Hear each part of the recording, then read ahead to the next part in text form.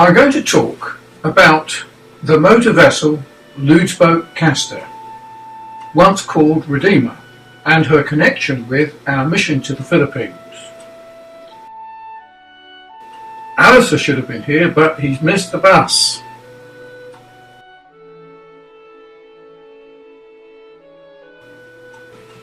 I first met Alistair in 2002. He was a young man then, just 70 years old, but now he's nearly 80, and what you might call an old sea dog. This was soon after our return from our mission to the Philippines in December 2001. Gordon Smith and I had been to the Philippines working in the prison cities, and in particular New Bilibid Maximum Security Prison. My brother Michael was an inmate who'd been sent there in 1996 to prison and was serving a 16-year sentence. We had gone to bring help and relief to him in October 2001. On my return to England, I met Alistair, who was a friend of Gordon, and he had been connected with ships and knew all about those things that I didn't, and he told me about Redeemer. I became interested in the ship because it sounded an ideal answer to our needs and could be used to further our mission work. It was at that time in Holland and could be brought to Portsmouth and put into service. It was 46 metres long and a cabin capacity of 40. It was a beautiful ship built in the 50s, 1950, and was one of 7. It was a coaster, and it is believed to have been reserved for the Dutch royal family during the Cold War. Alistair informed me of the Redeemer's history and his connection with it. He told me of his 2 friends, Dennis Collins and Maurice Bitty. Dennis Collins was the captain of a ship called Logos at the time, whilst Maurice was its chief officer. It was in 1979 and the Vietnamese were in serious trouble, and many boat people had to be rescued. The communists were persecuting them and they were escaping in their boats. Now the Logos stumbled across these boat people in the South China Sea. They had nowhere to go and their boats were being destroyed by sea pirates. There was about 100 or so. Nobody wanted to help these people, but these men did, and got into international trouble. They had no passports, no visas. You can imagine that no one was prepared to help them. The pirates had robbed and killed their victims, some of them, and cast them into the sea and raped some of their women. This sparked off the idea in Maurice Bitty to purchase his own ship to do Christian work. It was then that he purchased the Castor, which was one of 7 built in 1950. Then he renamed her Redeemer. The ship set off to the South China Seas, but ended up in Malta and remained there till 1997 doing various mission work. Alistair, meanwhile, having worked on various ships, YWAM ships, Mercer ships, one called Anastasis and the other called Good Samaritan, was then asked if he would take the Redeemer or look after the Redeemer for a period and then take it to Falmouth where it had been sold and then on to Holland in Urk in Holland. It was the knowledge of this ship and its history that had caught my attention, and it sounded ideal for our use, the purpose of which I will tell you about in a moment. So, with Alistair's help, we went off to Holland to see the ship. At this stage, you can watch video 1, but don't do it now because it's about 20 minutes long. Look at it afterwards. Listen to the rest of this video. Go back. There is a playlist at the end here. You can select all the videos that I've put up. There's about 20 or 30. Well, our mission work. We were involved in dealing with those who had been in crime and been criminals in the past. Killers, murderers, rapists, and some had been in jail for 20 years and they had to be released. Now, having been like that for 20 years, being released in the Philippines, without getting work, the natural inclination would be to revert back to crime. The only way to prevent that would be to educate such men, give them tools to get back into business. The problem is, though, what we found out was that if you educate a car thief, then with his education he'll steal an aircraft and then fly it into Twin Towers And it happened, of course. But if you educate a man who's turned around, he has skills and abilities that could be put to good use and become a valuable asset to society. And we could bring hard evidence to demonstrate this fact to you. And this was our mission, to help people who have been rehabilitated and help them get back into society. The reason why we went to the Philippines was because my brother Michael, although he'd been sent to jail, and I was shocked at the knowledge of his crime, I don't wish to be pharisaical, but I was not always a good lad, good boy. I've broken the law in the past, but I was ashamed of his arrest initially. But I'll talk about that later. However, when Gordon and I went to the jail, having learned about Michael's experience becoming a Christian, it was during that mission that Gordon and I were overwhelmed with the good work being done by religious volunteers in helping and assisting criminals who were being converted from crime to Christ. On our first mission, we went down from New Bilibid prison down to Angeles City Jail and then Olongapo District Jail in Barreto. And on that occasion, Trojan Horse International, because that's what our mission name was or is, we appointed a young pastor, Monaco Karani, to the position of mission worker or outreach worker. See his video number 2, Angeles City Jail, Monaco Karani. Now, New Bilibid Prison is the largest prison in Asia's Far East, and it houses over 23,000 inmates, or it did at the time, in 3 compounds, the maximum, the medium and the minimum compounds. Now Michael was in the maximum security compound, which housed over 13,000 inmates. It also contains death row, in which there are, at that time, 1,200 men due to die by lethal injection.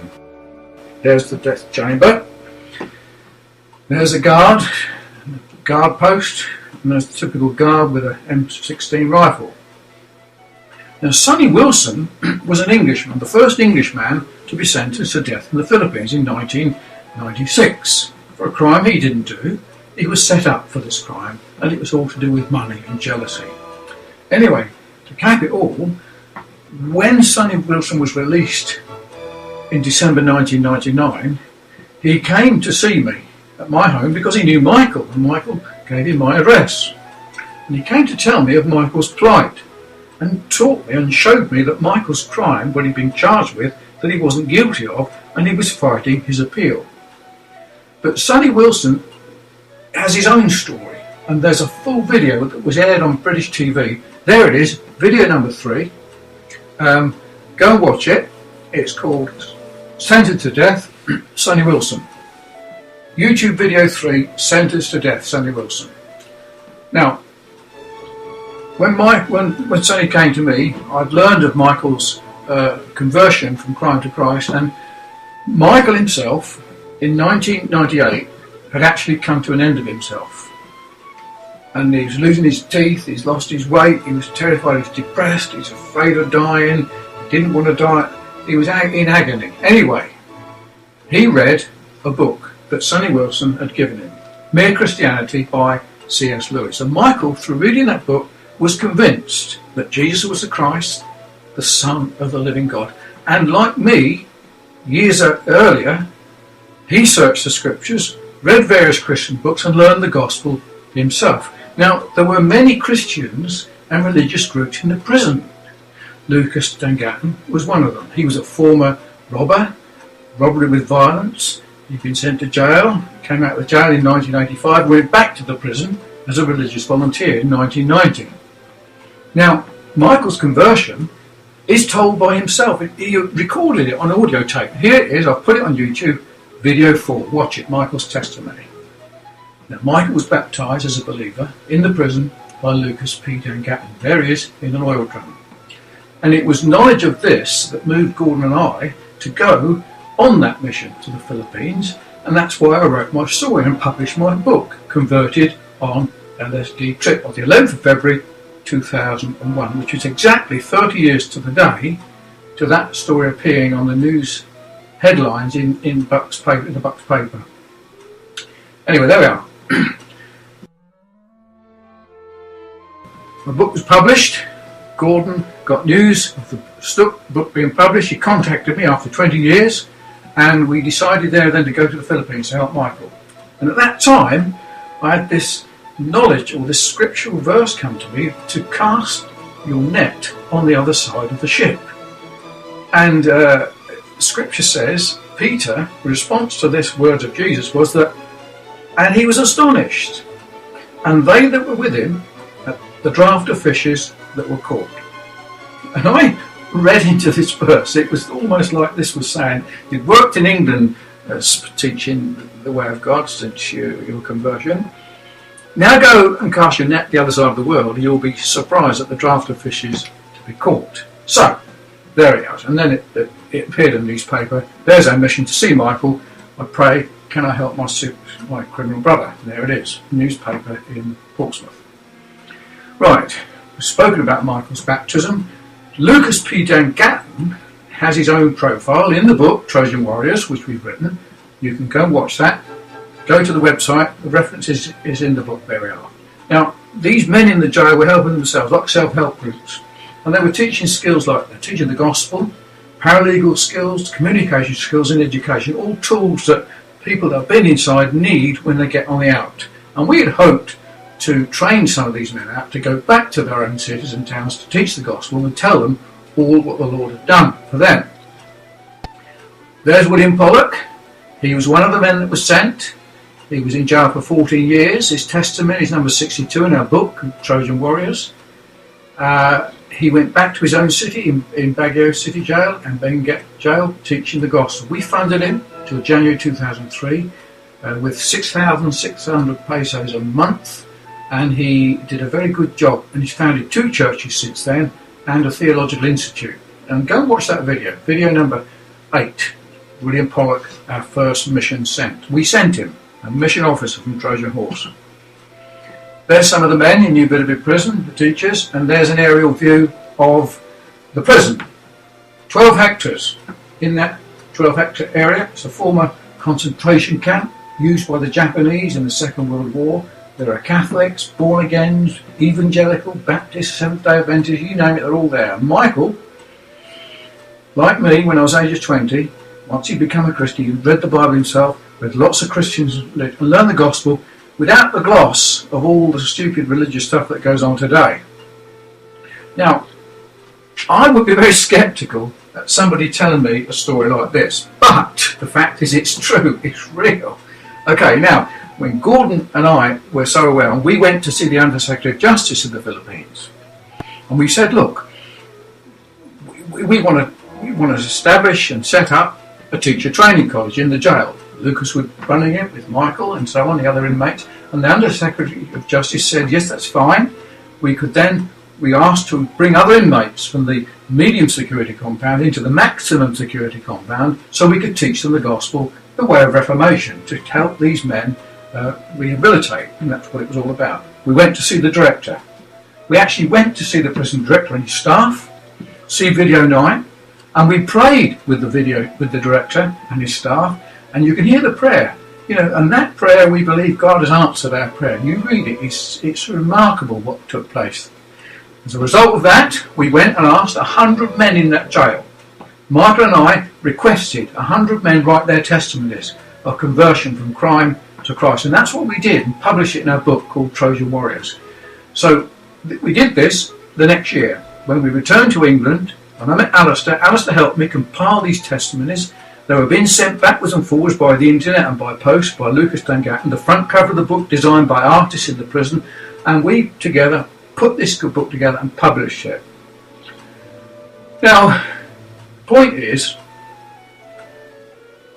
it's all about not going back into trouble and being converted, and it works. I mean, we know from experience, we're talking reality, right? Michael had turned from crime to Christ. Like many of the men in this jail, William Pollock had too, so had Lucas Dangatton, and I had 30 years previous to that. So we'd all experienced what we call the transforming work of God in converting from crime to Christ. And we were prepared to do this work. We were prepared to help this work, this kind of Christian work, both in the Philippines and the UK. Now, Go to our website to view the playlist and watch the listed videos at your leisure. www.trojanhorseinternational.com